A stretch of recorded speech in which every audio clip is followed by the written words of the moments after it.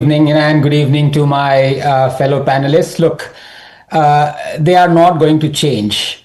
You just have to accept the reality. But having said that, calling terrorist Hidma a martyr is astounding and in the same category as calling terrorist Afzal Guru a martyr. But then again, we have to accept the painful truth that a country is being run inside this country. And the Naxals and the Maoists are running it. We also have to accept that the bigger country, India, has not been able to defeat this little country, even though the little country is shrinking as time goes by. In fact, we have reached the most dangerous phase right now, because the tremendous success of the Modi government in eliminating these Naxals, the last stage. And that is why they're getting desperate. The mother country is feeding and nourishing this fetus because the umbilical cord is still intact. We can win 4 wars against an external enemy, Pakistan, or also called South Asia. We can go and bomb them even in peacetime. But we cannot seem to defeat this internal enemy, this country within a country.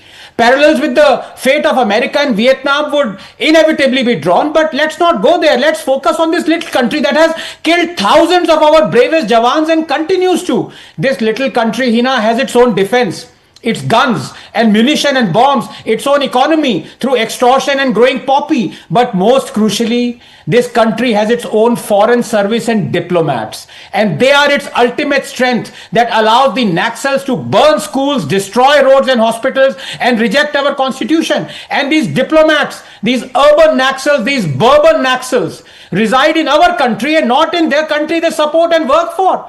They rationalize and justify Naxal violence, but cat gets their tongue when you ask them what 7 lakh Kashmiri Hindus should have done when they were murdered, raped, pillaged and ethnically cleansed and driven out from their own land.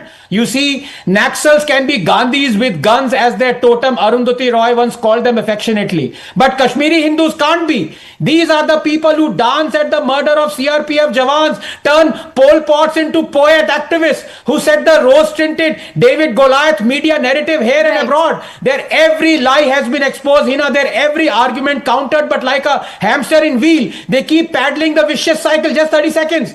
Making matinee idols out of Maoists can either be because of one's ignorance or moral relativism. Being congenitally ill-read and hypocrites. In their case, it is both. The Pfizing Nigerian widow who wants to give away her recently discovered inheritance is more trustworthy than the Islamo-fascist, Hamas-loving, Hindu-hating, commie lunatics. Okay.